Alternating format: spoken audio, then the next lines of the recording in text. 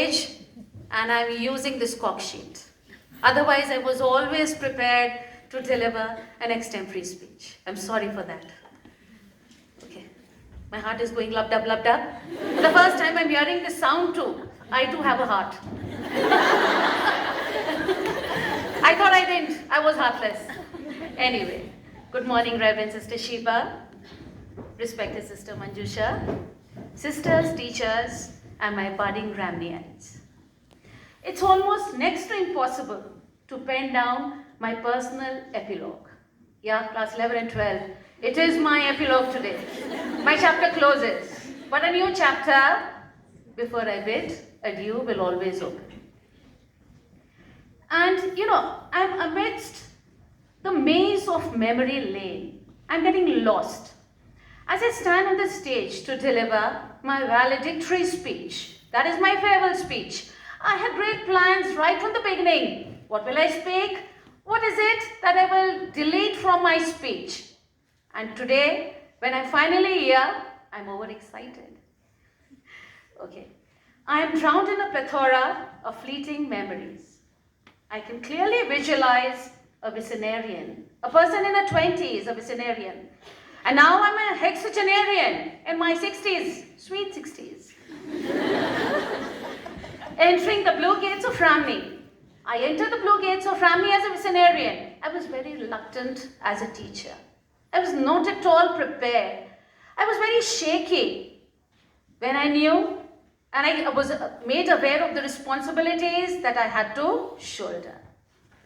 So, I was under the false impression that I had come here to train the students and to teach the students because I had a huge kit of ideas. A teacher is always there with a large kit of ideas. I'll do this, I'll do that, and I'll do everything. But I was sadly and badly mistaken because I was unaware of the fact that the mission of teaching young minds is not easy. It's a tough job. Okay? And I felt slowly and gradually the truth dawned upon me that it was the children who were tutoring me. They were teaching me. And I was taking in every bit of what they were giving me. And I was still unaware. But I learned such a lot. They taught me the lessons of life, the lessons to live my life. And they made me a perfect, dedicated teacher, a very confident person as I stand here before you. Had it not been for you, dear children, I would never have accomplished this mission of mine.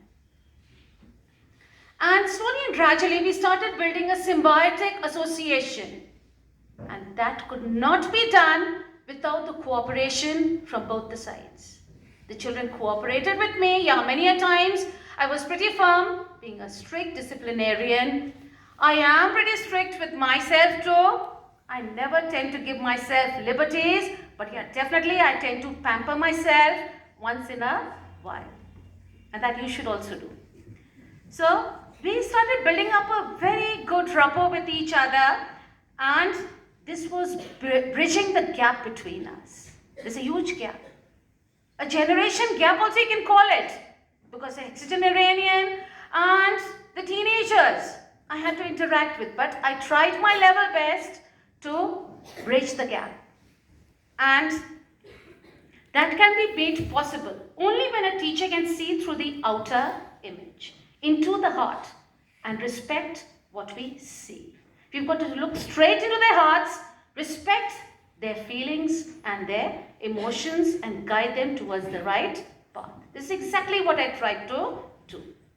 Mr. Harris, Nora, Unnati must be knowing from the Browning version. I do not know whether they are present here, but they must be aware of these things because they are good readers. He was a teacher, a very strict teacher, somewhat like me, I can say. And he was the protagonist of the story and the movie too.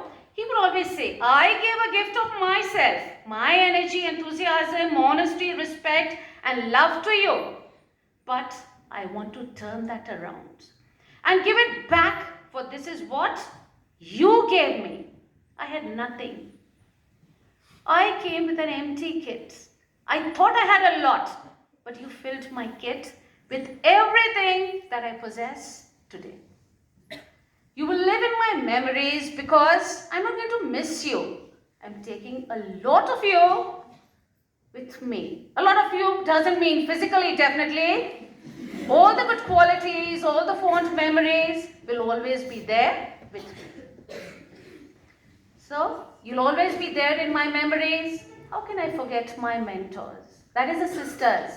I've always remembered, since the time I opened my eyes, yeah, definitely my mother gave birth to me, but my foster parents were my mentors, that is all the sisters many of them are still lying on their sick beds. Sister Stella and Sister Adelaide, yeah, they've definitely been my mentors. Sister Manjusha and Sister Sheba, I didn't have much of an acquaintance as a mentor, but we were somewhat like colleagues. I'm sorry to say that, but I always felt you were my colleagues. Then there are many of my mentors who are tossing and turning, and must be tossing and turning in their graves, because I'm remembering them, and they must be very happy showering their blessings on each one of us. So I am because of all the sisters who have nurtured me. Because I remember my life, it seems as if I was born and brought up in the convent. And look at the irony of the situation. I'm ending my career in a convent, St.Mary's convent. Okay? So, and how can I forget my colleagues for their support and friendship and for being exemplars of laughter and joy. Thank you for being my traveling companions. In my journey of life, thank you each one of you, be it the students, sisters, or my colleagues. I thank you.